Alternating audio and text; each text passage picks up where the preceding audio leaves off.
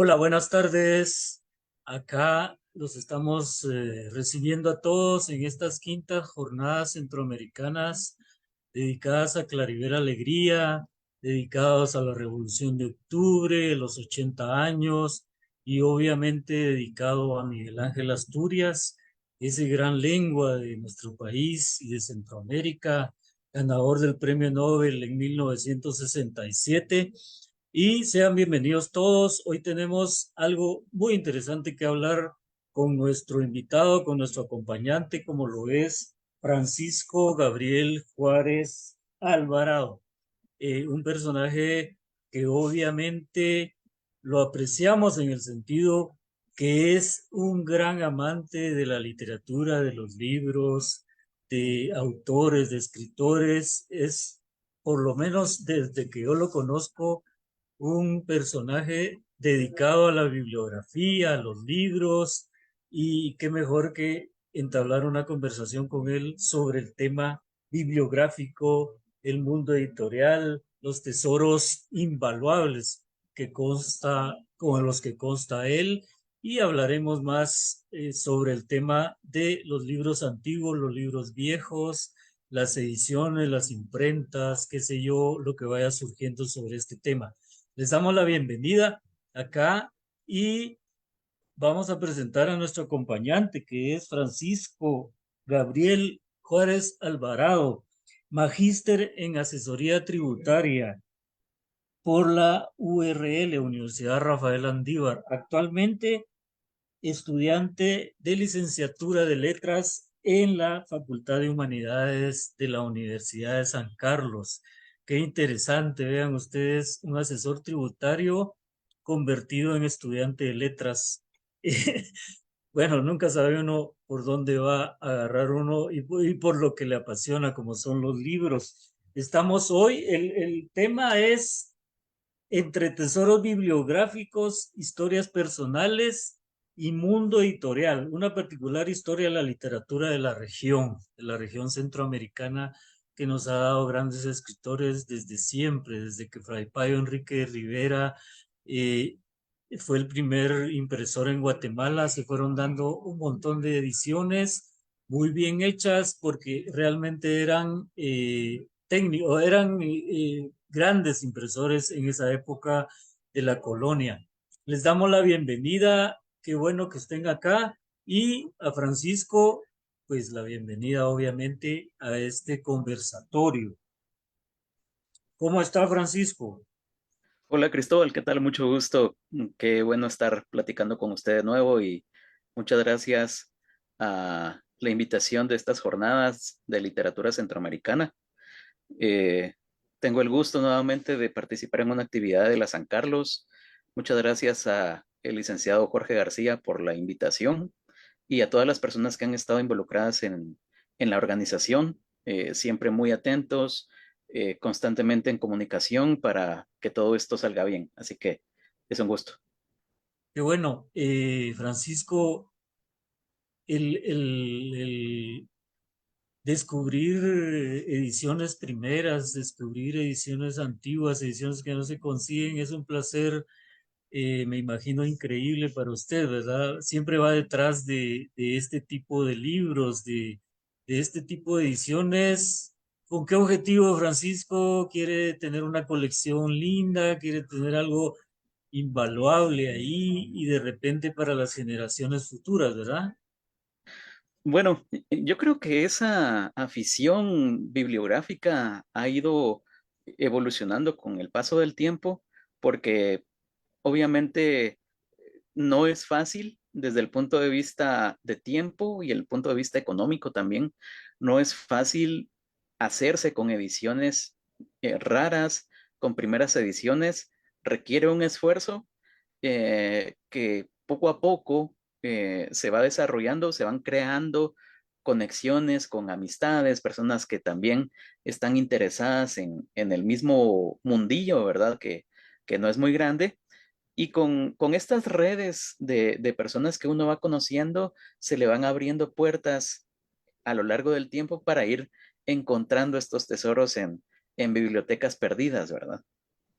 Eh, Me imagino que cada vez que anda por una feria o esas ferias de la calle, que son las que más da chance a buscar y a encontrar joyas, digo yo, porque siempre que alguien me viene a contar, fíjese que encontré una primera edición de tal libro, fíjese que encontré una edición de Costamic, una edición de esas editoriales que obviamente fueron traídas por toda esa migración que hubo en el periodo de la Guerra Civil Española, en la que por acá aparecieron grandes editores como Carlos Barral, como Postami, como muchos de ellos que vinieron a formar, bueno, no solo acá en en Guatemala, sino en México. México fue favorecido por eso pues de tener acá a estos editores grandes y que obviamente nos enseñaron mucho en cuestión de edición. Eh, Siempre anda al acecho de joyas, ¿verdad, Francisco? Claro, ahí usted mencionó un punto bien interesante, Cristóbal. Esa migración a partir de la Guerra Civil Española nos trajo un caudal de literatura, no solo literatura como tal, sino también de editoriales. Y ahorita pienso en la editorial Losada, que también pues se asentó principalmente en la Argentina.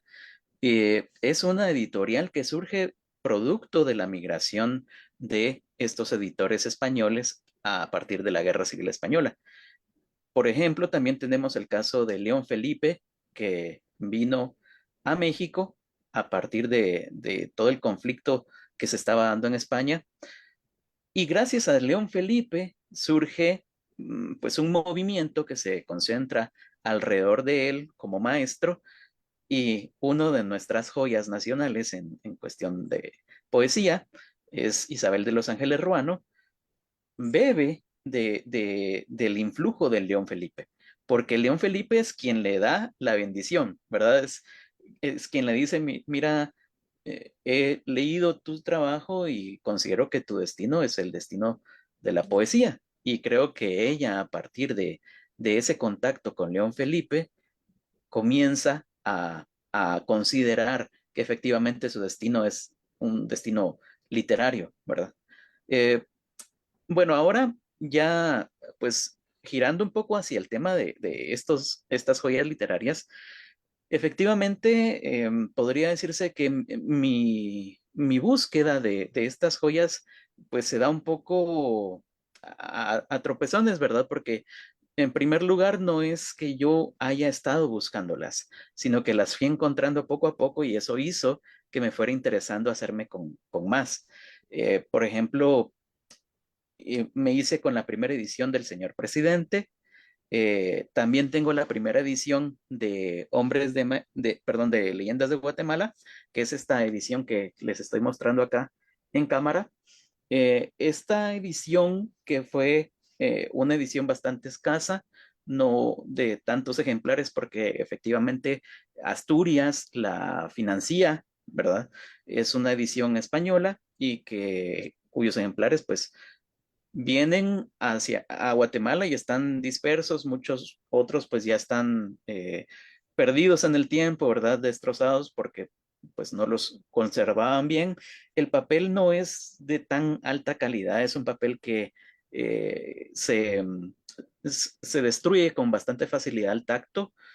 Si ustedes se dan cuenta, pues la edición es una edición muy antigua, es una edición de 1930, justamente el primer libro de Asturias, ¿verdad? Al día de hoy, pues prácticamente estamos hablando de una edición de 100 años, ¿verdad? De los cuales, pues, uno de los ejemplares está aquí conmigo. Y de Asturias me he vuelto bastante bibliófilo. He logrado conseguir bastantes ediciones de Asturias muy especiales, algunas de ellas dedicadas al presidente Juan José Arévalo. Por ejemplo, una edición del Señor Presidente, está dedicada a él y dice al presidente maestro, así con guión, presidente maestro, Juan José Arevalo. Y creo que eso me ha ido motivando a conseguir algunas otras piezas que engalanen mi colección de Asturias, que es quizá una de las colecciones de las cuales pues me siento más orgulloso, porque tengo bastante material muy, muy raro de Asturias. Por ejemplo, aquí tengo a la mano esta edición de Rayito de Estrella. Es una edición impresa en Francia, una edición del año 1929, de los cuales pues no hay, desde mi punto de vista, más de 100 ejemplares vivos actualmente, ¿verdad? Y en buenas condiciones. Y otra edición muy, muy escasa, en un papel bastante pobre, que es esta obra que se llama Anoche 10 de marzo de 1543, escrita por Miguel Ángel Asturias. Son ediciones bastante escasas que las tengo aquí en mi biblioteca personal y de las cuales pues me siento bastante orgulloso de contar con ellas. Este que mencionó ahorita, ¿de qué va, Francisco? Yo ni siquiera lo había, pues nunca sabía yo que existiera ese libro. ¿Cuál? Esta última. Poesía, es crónica, ¿qué es lo que es? Bueno, esta se enmarca dentro de esas obras clasificadas dentro del opus de Asturias como Fantomimas. eh, Perdón si no estoy diciendo ahorita bien el nombre, pero son pequeñas obras teatrales entre el teatro y la poesía, ¿verdad? Y aquí estamos hablando de un acontecimiento bastante importante dentro de la historia nacional y creo que vale la pena compartir con la audiencia el inicio de esta obra porque nos va a poner un poco en contexto a todos sobre estas obras un poco escasas y poco conocidas de Asturias. Si me permite, les voy a leer esta primera estrofa. Responda herrera voz entre caballos, si esta ciudad que se alza de la piedra, nubes descabezó viendo a los astros, echada al valle de los dulces tallos, donde el mar es pulmón y el tiempo hiedra. Del cielo, sobre funda de la noche, guarda en memoria el picaflor y el viento, heráldica divisa, león al centro con régulo brillante. Oh derroche de luz tumbada al vasto movimiento, un hidalgo se baña las pupilas con el agua que esconden las corolas de su recuerdo para ver sin llanto las tres Marías vivas, intranquilas, como tres carabelas en las olas.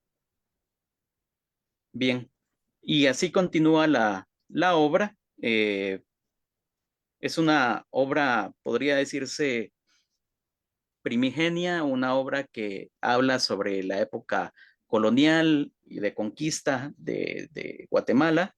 Eh, es, Podría llamarse también una elegía a aquellos días, eh, y es una edición, hablando específicamente del tema editorial, fue publicado en 10 de marzo de 1943 celebrando el cuarto centenario de la fundación de Santiago de los Caballeros de Guatemala, hoy Antigua Guatemala. Las luminarias del cielo estaban esa noche, por cálculo del señor don Mariano Pacheco Herrarte, como aparecen en el poema, consta esta edición de 400 ejemplares numerados con las cifras de 400 años, es decir, de 1543 a 1943. O sea, lo especial de la edición es que se imprimieron 400 ejemplares justamente para hacer que casaran los años, ¿verdad? 1943, cuando fue editado y publicado este libro, 400 ejemplares, 400 años del año 1543, año del cuarto centenario de la fundación de Santiago de los Caballeros. Interesante, realmente. Yo acabo de leer, había leído las crónicas, las 440 crónicas de periodismo juvenil de Miguel Ángel Asturias. No las leí todas, pero que ahí ya se notaba realmente lo que Asturias vendría a ser después en la cuestión de la literatura. Francisco, me imagino, yo siempre que llego a alguna biblioteca, ya sea la USAC o CIRMA o la biblioteca César Braña, siempre pregunto cuáles son los libros más antiguos y más preciados, que incluso pueden estar guardados en una caja o en una urna, pero la gente que me atiende nunca me dice realmente, como que no tuvieran conocimiento.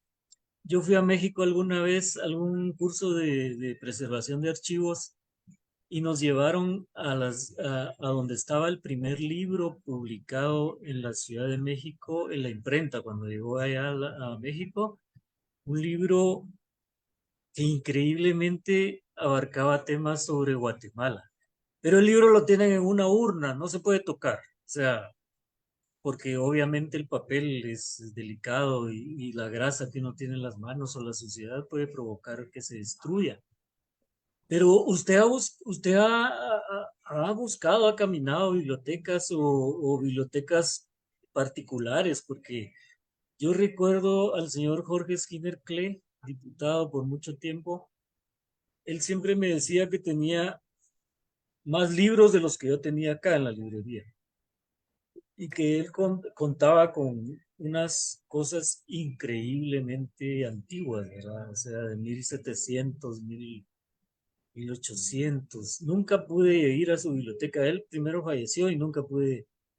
Pero usted siempre que va a una biblioteca trata de encontrar cosas antiguas, trata de ver, de por lo menos verlas o si se pueden tocar, porque realmente es una cosa increíble, así como cierta vez que me vinieron a dejar un Quijote de 1700 con su caja de madera, con sus llaves y toda la cuestión. Lo querían vender en una cifra, ya se imagina, exorbitante, ¿verdad? Claro. Y, y usted de repente, bueno, ahora se puede ver en el Google, puede buscar uno coleccionistas y ver si de repente le entra la inquietud por comprar cosas muy antiguas.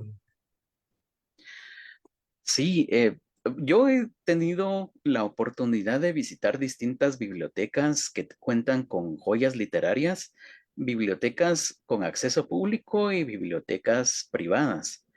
Eh, Lamentablemente, de lo que me he percatado en las bibliotecas privadas es que el estado de conservación de los libros es muy pobre en las bibliotecas privadas a las que he podido ir, incluso bibliotecas en las cuales pues se cuela la humedad, que no tienen el nivel de iluminación eh, de- adecuado para la conservación de los libros.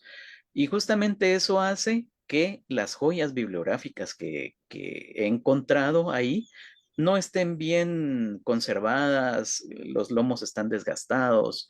Por ejemplo, una de las joyas que tengo aquí en casa y que estaba en una biblioteca privada, eh, es el Canto General de Pablo Neruda, en una edición bastante voluminosa. Ese Canto General está firmado por Neruda y está firmado por dos artistas mexicanos, muralistas, que es Diego Rivera y Siqueiros. Ese libro tiene esas tres firmas, pero cuando usted abre el ejemplar, primero está con una dedicatoria dentro, o podría decirse sobre una de las pinturas de Diego Rivera. Eso pues obviamente ya le resta valor, no solo monetario, sino histórico al libro, porque daña no se puede apreciar bien la pintura porque tiene escrito una dedicatoria que pues fue una dedicatoria entre particulares, ¿verdad? Ni siquiera fue de personas pues que tuvieran relevancia dentro de la historia de Guatemala. Y asimismo, todo el tema de las guardas, las tapas, no se encuentra bien resguardado. Así que yo lo tengo aquí en casa y uno de mis proyectos es restaurarlo, ¿verdad? Porque obviamente una pieza firmada por Neruda, por Rivera, por Siqueiros, vale la pena buscar la forma de nuevamente restaurarla a su, pues tal vez no a su esplendor original, pero sí a un punto en el que se pueda conservar por muchos años más. Fíjese, Francisco, que ayer precisamente vino alguien, una chica, entró y compró un par de cosas de arte, pero me dice, mire, cuando alguien quiera restaurar libros, restaurar lienzos, aquí le dejo mis datos. Eh, Ella me dijo, si alguien, a veces, no sé qué día me mandaron un legajo de 400 páginas de un libro que se publicó, que se dio en 1940, que no tenía pasta, sino que solo venía el libro así, lo habían tirado a la basura, entonces alguien lo recuperó y me lo mandó por envío. Y estoy pero falta la portada, o sea, yo sé que en las fotocopiadoras buscan las portadas en el Google y las copian y las pueden adaptar al mismo libro, ¿verdad? Los dejan nítidos, Claro. a veces mejores que los originales.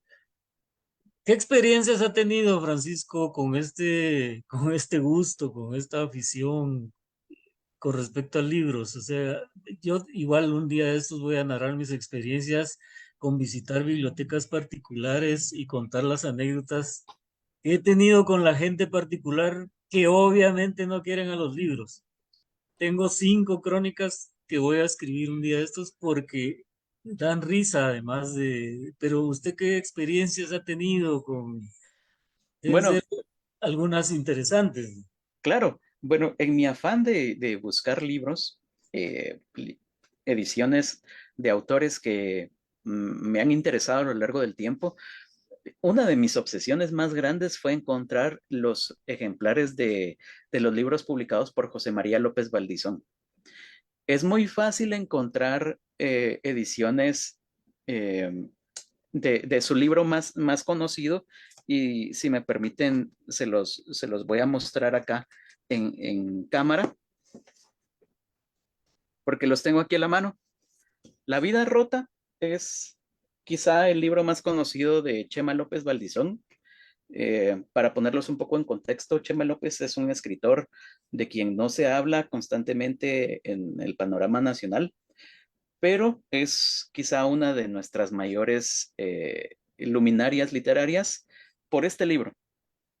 Es esplendoroso cada uno de los cuentos que están aquí. Muchas veces he escuchado y también tengo la misma percepción. Tiene una voz muy rulfiana, podría llamarse. Se acerca mucho a ese estilo de Juan Rulfo, pero es nuestro, es guatemalteco. Chema López perteneció a esta generación literaria de Sacertí. Es una generación muy, podríamos llamar, comprometida en el aspecto social, así que ellos estuvieron muy activos literariamente, socialmente, políticamente durante la época revolucionaria y pudieron crear en ese espacio democrático de los 10 años de nuestra Revolución de Octubre mucha de su obra literaria. Sin embargo, el resto de libros que él publicó son muy difíciles de encontrar en el medio. Por ejemplo, yo visitaba pues las librerías de usados más conocidas, la Marquense, Popol Vuh y muchas otras que se encuentran en la zona uno, que es donde principalmente están estas librerías. Y cuando yo preguntaba por libros de López Valdizón, era muy difícil conseguirlos, más allá de La vida rota, en estas ediciones que la editorial Cultura sacó en los años recientes, ¿verdad? Y aún así esas ediciones son difíciles, pero no tanto como el resto. Y yo quería encontrar un libro muy escaso, y es este, La Carta. Es un ejemplar eh, que en su momento, cuando fue editado, valía 1.50. Ese era el precio del libro, ¿verdad? Yo no lo encontraba. ¿De quién es el grabado, Francisco? Ese grabadito que está ahí en la portada dice, ¿de quién es, no? Fíjese que no lo tengo ahorita en mente, Cristóbal, pero lo podemos averiguar. Dice, los grabados son de Alicia Arenales. Y aquí podemos encontrar un grabado con el retrato de López Valdizón, bastante joven, ¿verdad? Bien, fue tanta mi obsesión por encontrar este ejemplar que yo me pasaba los días que tenía libres en estas librerías de la zona uno, buscando entre torres de libros que ya estaban por ser desechados o que estaban sucios, estaban prácticamente negreados por el humo de las camionetas y no lo encontraba. No había forma. Y fue un tema del azar, usted podría llamarlo también, que yo con ese deseo tan intenso de contar con un ejemplar, pues lo llamé a mi vida, ¿verdad? Que en una noche que me encontraba trabajando, me estaba tan estresado de las tareas que tenía que realizar con el trabajo que me desconecté por un momento Fui a tomar un vaso de agua y me puse a ver mi teléfono y por azares del destino me puse a ver Marketplace, que es donde venden cosas de segunda mano, y de la nada me aparece un anuncio que dice vendo libros de segunda mano, y entre las fotos que habían tomado al lote de libros que estaban vendiendo, encuentro un ejemplar de la carta. Y yo me quedo pálido en ese momento porque usted me comprenderá, algo que he buscado no fueron días ni semanas, fueron años de buscar ese ejemplar y que me apareciera en Facebook, en el lugar en el que menos podía pensarlo.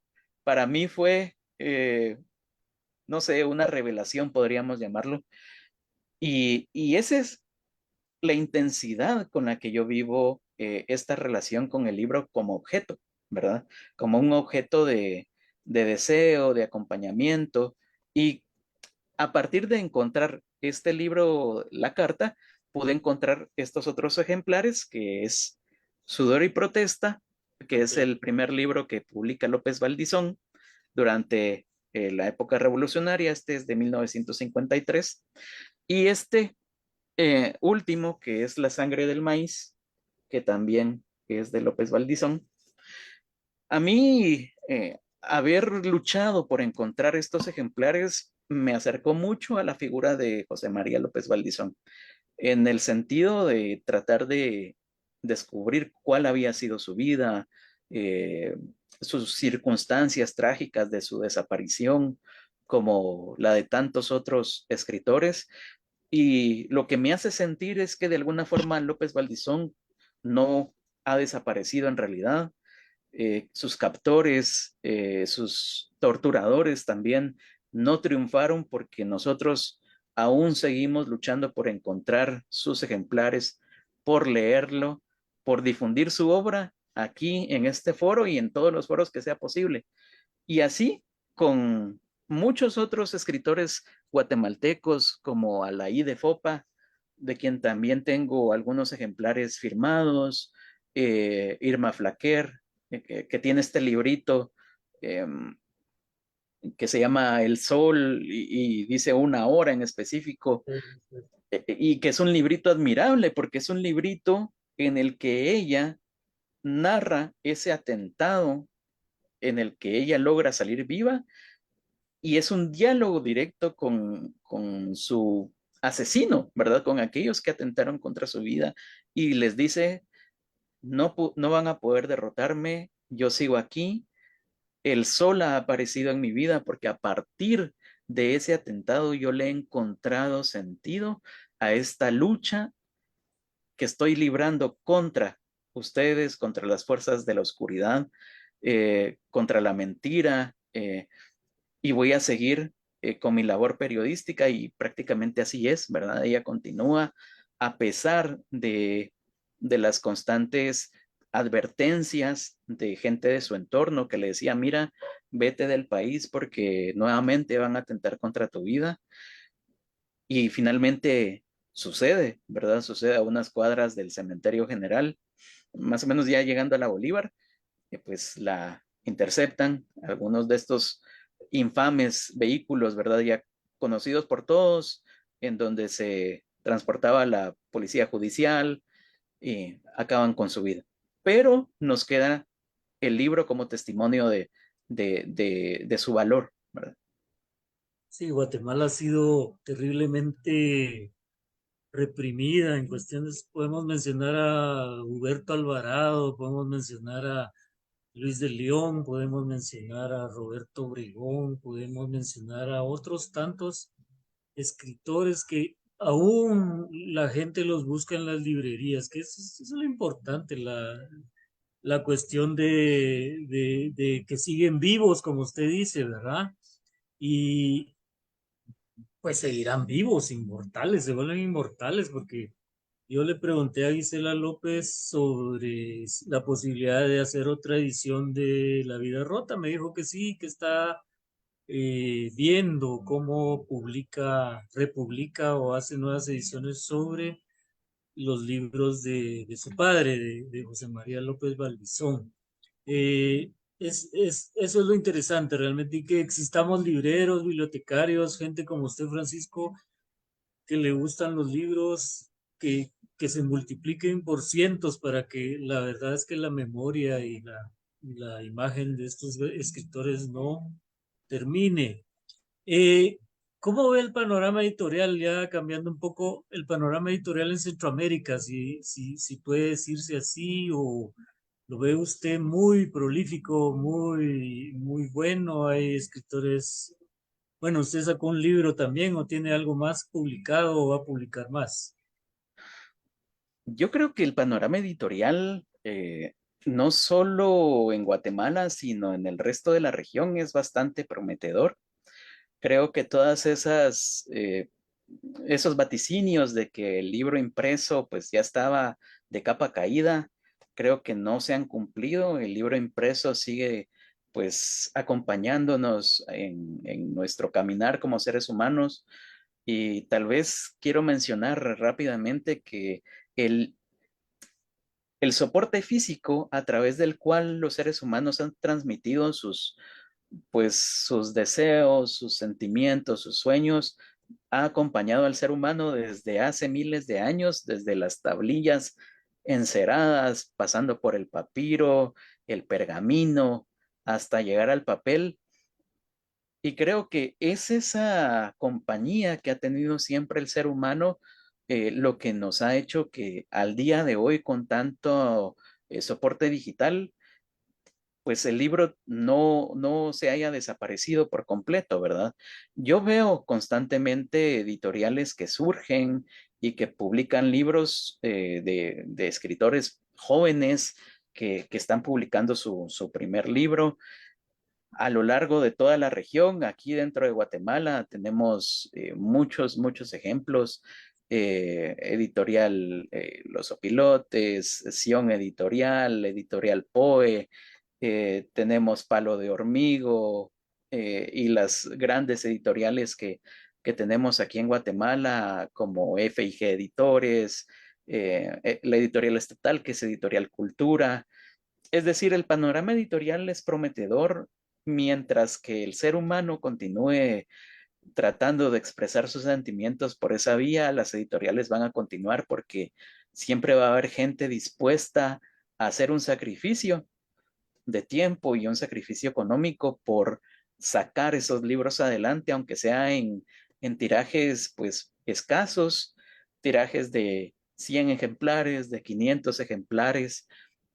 Si mucho, vemos que aquí en Guatemala los tirajes más grandes son de 1000 ejemplares, porque no somos un país que lea, pero sí somos un país que produce bastante literatura, ¿verdad? Y es un poco contradictorio, pero eh, estamos constantemente viendo que surgen nuevas propuestas dentro del ámbito literario, y a la par van las editoriales que van a surgir.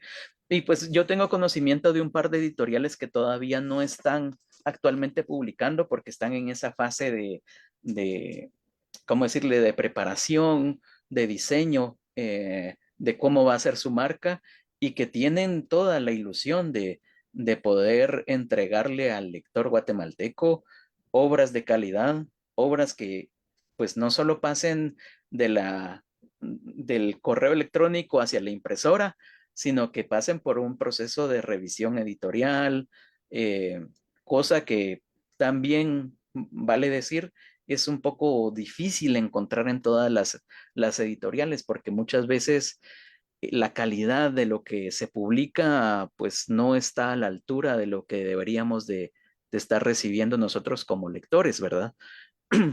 Y respecto en temas personales, pues sí, efectivamente, está un libro de mi autoría ya en la fase final de edición. eh, Está muy pronto a salir. Prácticamente ya está el diseño de la portada y todas las pruebas que eran necesarias hacerse. Así que yo calculo que más o menos a diciembre está publicándose. Es un libro de poesía. Es un libro bastante trabajado respecto al estilo.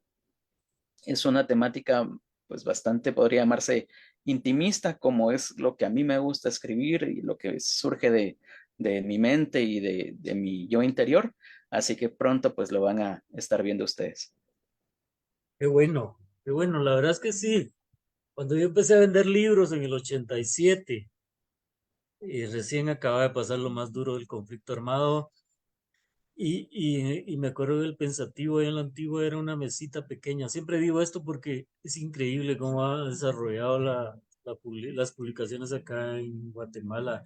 No pareciera un país atrasado, no pareciera un país dolorosamente violento y con, con rasgos terribles, pero porque sí hay un montón de gente que está produciendo. Aquí a veces hay semanas de 3, 4 libros. Recién antes de empezar el programa alguien me vino a dejar libros, o sea que la cosa está viva. Lo que queremos son lectores también, ¿verdad? Porque ya es otro trabajo, podría ser de los mismos escritores o editores, y tratar de acrecentar esto, sí, como que no, como que viviéramos en un país más civilizado, ¿verdad? Porque es increíble. Y además las autoediciones ya no se escriben algunos se van a Amazon, otros hacen sus ediciones personales, Claro. pero la gente no se queda quieta, ¿verdad? Qué bueno, qué interesante. Eh, la verdad es que el panorama está, en cuestiones literarias, está muy bueno, qué bueno. Francisco, ¿cuál es su joya más grande que tiene ahí dentro de todo eso que veo ahí detrás de usted? Tiene joyas, pues, porque yo sé que tiene primeras ediciones, pero de la joya que usted considera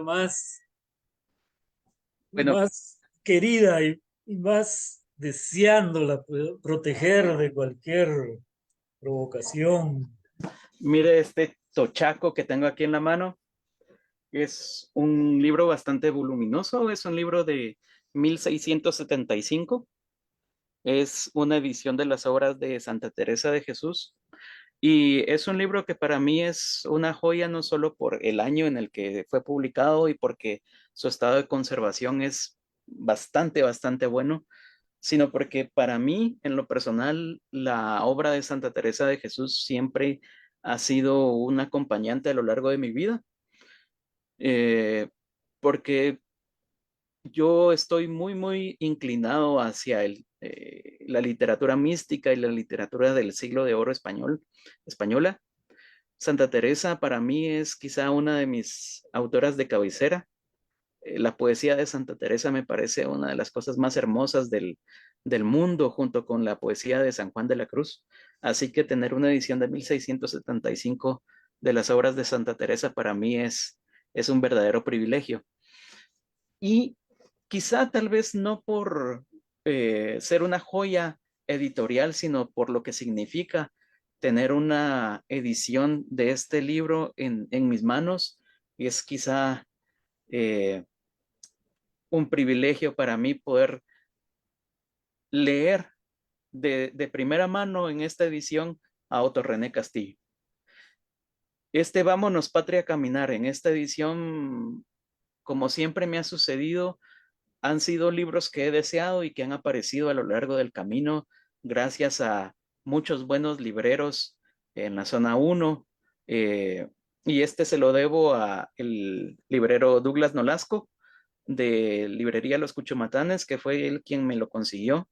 Lamentablemente es un ejemplar que está rayado, que tiene bastantes imperfecciones, está roto, pero lo que simboliza este libro para la historia guatemalteca, para la historia de aquellos que buscamos todavía con esperanza que llegue la verdadera primavera, ¿verdad?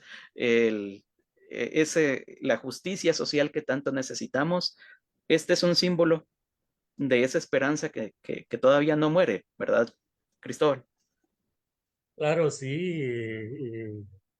¿Vieron ustedes el año pasado cómo hubo un florecimiento y una... Aquí vinieron gentes de fuera que estaban exiliadas por muchos años y venían porque decían, hoy sí, vamos otra vez, vamos a ver, pero estamos esperando realmente que pasen un tiempo para ver si realmente esto era lo que se puede hacer o qué sé yo. Solo voy a contar una anécdota. Hay un libro que se llama El saqueo de los archivos, que no sé si usted lo conoce, que es de Christopher Lutz y George Lovell, estos personajes de Sirma. En él se narra una historia interesante sobre unos coleccionistas de libros, los mayores coleccionistas de libros que hay en el mundo, que son los alemanes, son alemanes, que estos dan dinero, incluso puede haber hasta muertes o algo por conseguir libros muy preciados. Ellos narran la historia que vinieron a Centroamérica, a Guatemala, a buscar una biblioteca que estaba enterrada en una de las selvas del país. Y ellos tenían la seguridad de que ahí habían cosas increíbles, pero nunca lo encontraron, la verdad. Siempre se mantiene esa anécdota de estas cuestiones. Igual el libro El infinito de un junco es una cosa maravillosa sobre cómo Ptolomeo salió a la casa de muchos libros mandando a sus soldados por la biblioteca de Alejandría, ¿verdad? Es una cosa increíble. También yo leí otro sobre Tombuctú, una región de África que en los 1400 era la región donde más acudían los científicos árabes, los matemáticos, a hacer conocimiento. Y ahí se buscaba conseguir todos los manuscritos, todos los papiros, todo lo que pudiera haber en el mundo africano, que eran montones de cosas que se descubrían en las regiones africanas. O sea, ya ven, no es una región, es una región que fue saqueada, abandonada. Y como las bibliotecas de Europa, las grandes bibliotecas de Europa buscaban agenciarse con todos esos escritos enrollados y todo esto. Francisco, me alegra mucho que tenga este tipo de, pues puede ser profesión, ¿verdad? Un día tantos dicta cátedras usted sobre cómo... Yo recibí una sobre preservación de archivos y me encantó porque es la forma de cómo conservar muchos de los libros, cómo tener bien, pues mientras uno está vivo, porque no sabe uno si las bibliotecas como me las han venido a tirar aquí a la entrada de la casa, los hijos ya no quieren saber nada de los libros, quieren tener los espacios para, qué sé yo, guardar bicicletas o habitaciones. Y he encontrado bibliotecas súper abandonadas en un estado terrible, porque la gente no toda es la misma para querer a los libros, ¿verdad? Y realmente aprecio pues usted está estudiando letras, obviamente, pero sigue a la casa de muchas cosas que puede conseguir, ¿verdad? Tiene en la mente algo, un listado ahí donde como andaba aquí aquel amigo con un listado de 300 libros por encontrar. Ya llevaba como 100, 200, pero le faltaban libros que nunca ha podido encontrar. ¿Tiene algún listadito ahí que diga, miren, o deja encargos en las librerías? Yo creo que tengo dos, Cristóbal, dos libros nada más, de los cuales no sé si algún día los voy a encontrar. Pero mi deseo es encontrarlos yo, porque ese es uno de los placeres del bibliófilo, ser uno mismo quien, como resultado de ese esfuerzo, finalmente encuentra la joya que tanto busca. Y son dos libros que no son incunables, no son ediciones antiguas, pero que pues a lo largo de los años que pues he estado visitando librerías y visitando ferias de libro, nunca los he encontrado. Uno es un pequeño librito de Otto René Castillo que se llama Tecún Humán. Es el primerito que él publica y es una edición, podríamos llamar artesanal, porque es un folleto en papel sencillo, eh, de los cuales solo sé que hay un ejemplar en la biblioteca César Brañas. No he visto en ningún otro lado un ejemplar de estos, pero algún día espero por encontrarlo. Y el segundo es un ejemplar de un libro no muy mencionado de Isabel de los Ángeles Ruano, que se llama Canto de Amor a la Ciudad de Guatemala. Ese libro me he devanado en los sesos y he pasado horas buscando entre anaqueles un ejemplar de ese libro, pero no lo encuentro. Tengo ya un ejemplar gracias a la ayuda de Luis Méndez Salinas, él hicimos un trueque.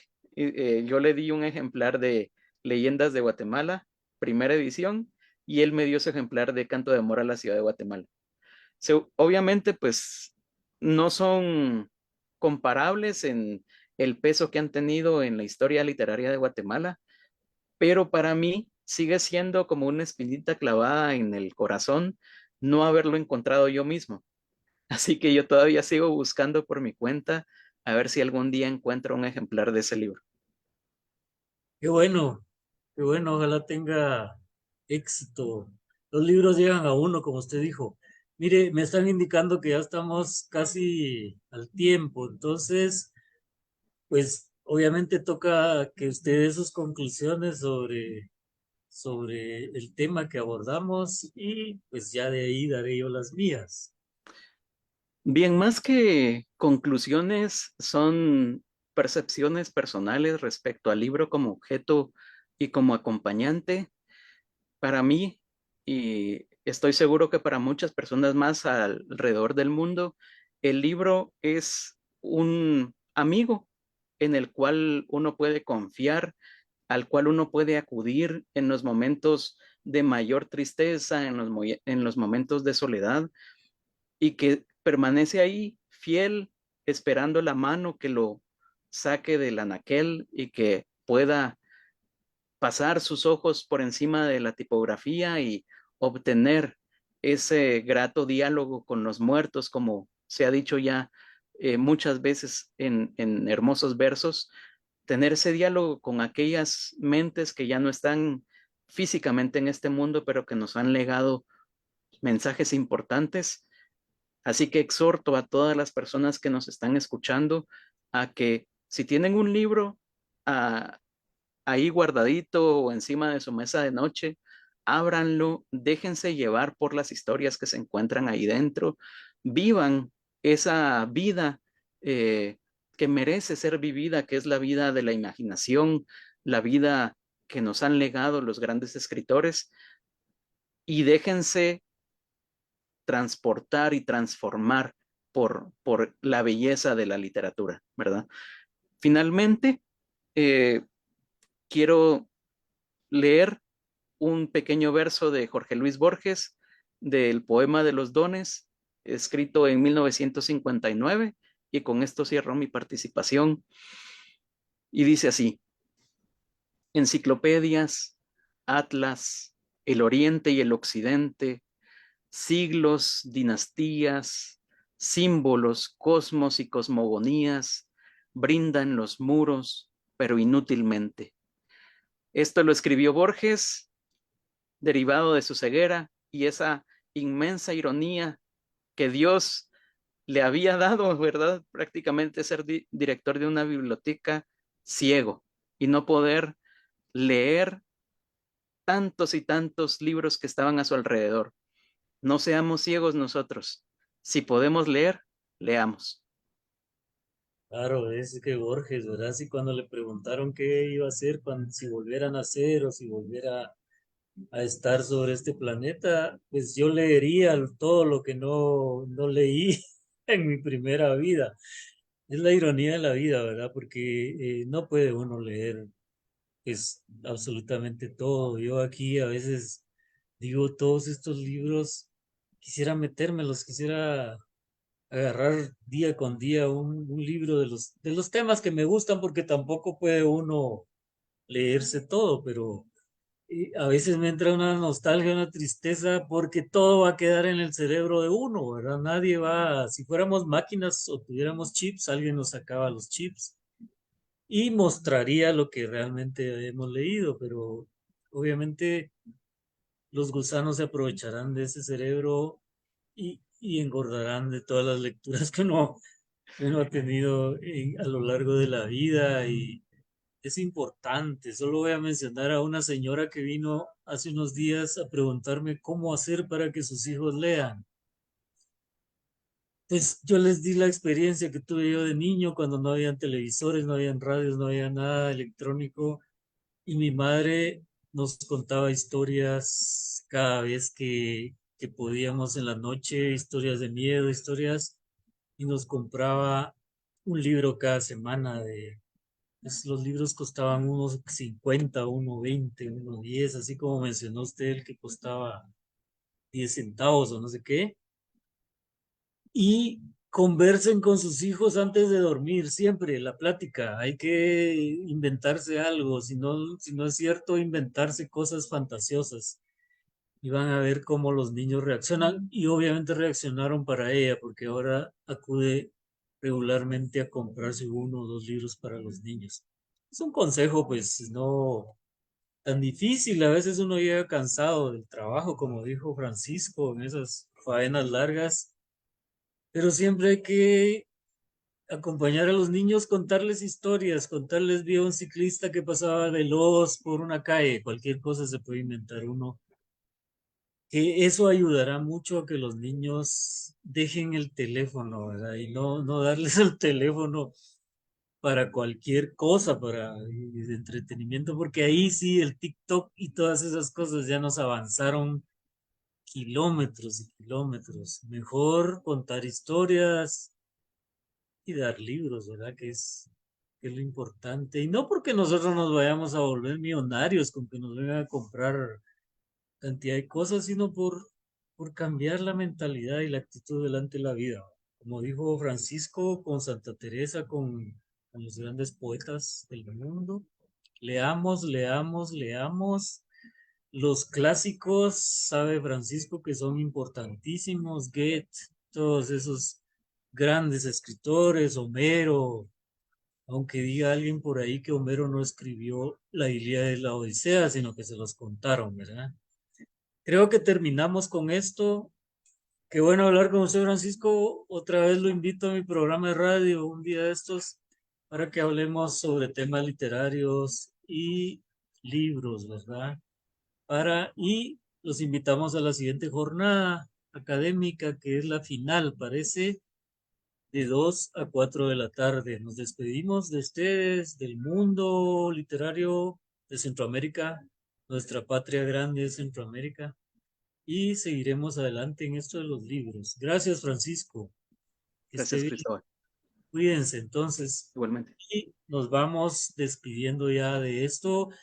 Y qué bueno que hagan estas jornadas académicas, siquiera fueran cada 3, 4 meses, y no porque me inviten a mí, sino porque pues se dé a conocer la literatura y los jóvenes que están estudiando letras, tanto en la San Carlos como las demás universidades, pues tengan un espacio para crecer y ser grandes escritores, que ahora me estoy dando cuenta que ya vienen los buenos escritores creciendo, como el premio Monteforte de Cuento, este joven que ganó el premio, muy interesante.